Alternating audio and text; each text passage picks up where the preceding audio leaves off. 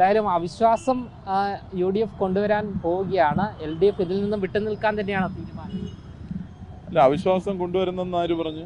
ഇന്നത്തെ കൗൺസിലിനകത്ത് അവിശ്വാസം കൊണ്ടുവരാൻ വേണ്ടിയിട്ട് പറ്റില്ല. അത് നിങ്ങൾക്ക് തെറ്റായ ധാരണയുടെ അടിസ്ഥാനത്തിലാണ് പറയുന്നത്. അവിശ്വാസം എന്ന് പറയുന്നത് സംസ്ഥാന തെരഞ്ഞെടുപ്പ് കമ്മീഷനാണ് കൊടുക്കാനുള്ളത്. അത് കൊടുത്തു കഴിഞ്ഞാൽ പിന്നെ സംസ്ഥാന തെരഞ്ഞെടുപ്പ് കമ്മീഷനാണ് 14 ദിവസം കഴിഞ്ഞിട്ട് നോട്ടീസ് വയ്ക്കും. അവിടുന്ന് ഒരു പ്രിസൈഡിംഗ് ഓഫീസർ വന്നിട്ടാണ് മറ്റ് നടപടിക്രമങ്ങളിലേക്ക് പോകുന്നത്. അപ്പോൾ അതുകൊണ്ട് തെറ്റായ ധാരണയാണ് ഇന്നിപ്പോൾ അവിശ്വാസം കൊണ്ടുവരാൻ വേണ്ടിയിട്ട് പോകുന്നെന്നുള്ള തെറ്റായ ധാരണയാണ് ഇപ്പോൾ വന്നുകൊണ്ട് ഇരിക്കുന്നത്. അവർക്ക് UDFന് ആ കാര്യത്തിനകത്ത് നിലപാടുണ്ടെങ്കിൽ അവർ സംസ്ഥാന തെരഞ്ഞെടുപ്പ് കമ്മീഷനാണ് അവിശ്വാസം കൊടുക്കേണ്ടത്. ഇന്നലെ ശബരിനാഥൻ പറഞ്ഞത് CPM-ഉം BJP-യും തമ്മിൽ അന്തർധാരയുണ്ട്, അതാണ് ഇന്നലെ വ്യക്തമായത്. അങ്ങനെയൊന്നും ഒരു ധാരണയും ഇല്ല. ഞങ്ങൾ ജനങ്ങളുടെ മുമ്പിൽ ഇവിടെ ഇപ്പോൾ കൗൺസിലർ കൂടിയായിട്ടുള്ള കാപ്പ കേസിനകത്ത് പ്രതിയായിട്ടുള്ള സുഗതനെതിരായിട്ടുള്ള ഒരു വളരെ ശക്തമായിട്ടുള്ള ഒരു സമരം നടക്കുകയാണ്. ആ കൂട്ടത്തിൽ തന്നെ കോർപ്പറേഷൻ്റെ ഒരു സ്തംഭനാവസ്ഥ, അതിനെ സംബന്ധിച്ചും ജനങ്ങളുടെ മുമ്പിൽ ഞങ്ങൾ ഈ സമരത്തിൽ കൂടി കൊണ്ടുവരികയാണ്.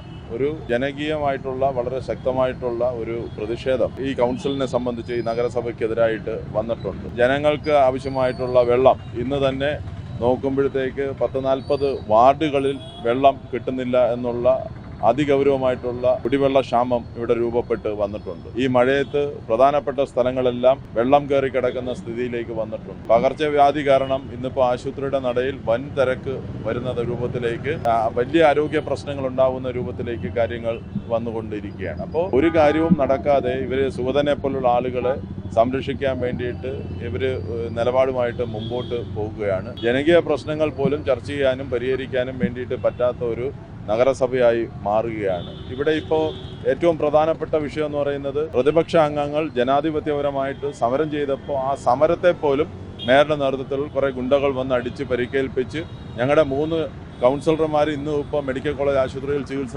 നടത്തിക്കൊണ്ടിരിക്കുകയാണ്. അത് വളരെ ഗൗരവമായിട്ടുള്ളൊരു കൗൺസിലറുടെ അവസ്ഥ നിലവിൽ വളരെ സീരിയസ് ആണ്. അവർക്ക് നല്ല ഹെഡ് ഇഞ്ചുറി വന്നിരിക്കുകയാണ്. ഇന്നിപ്പോൾ രാവിലെ MRI സ്കാനിനും മറ്റും കൊണ്ടുപോകുന്നതിന് വേണ്ടിയിട്ട് ആണ് ഇപ്പോൾ അവിടെ ആശുപത്രിക്കകത്ത് രാവിലെ ഞാൻ പോകുമ്പോഴത്തേക്ക് മനസ്സിലാക്കുന്നത്. കൂടെയുള്ള കൗൺസിലർമാരെ തന്നെ വളരെ ഗുരുതരമായിട്ടുള്ള പരിക്ക് പറ്റിച്ച് ആശുപത്രിയിൽ കിടത്തിക്കൊണ്ട് ഒരു ജനാധിപത്യ ധ്വംസനമാണ് യഥാർത്ഥത്തിൽ ഈ മേയറുടെ നേതൃത്വത്തിൽ നടന്നുകൊണ്ടിരിക്കുന്നത്.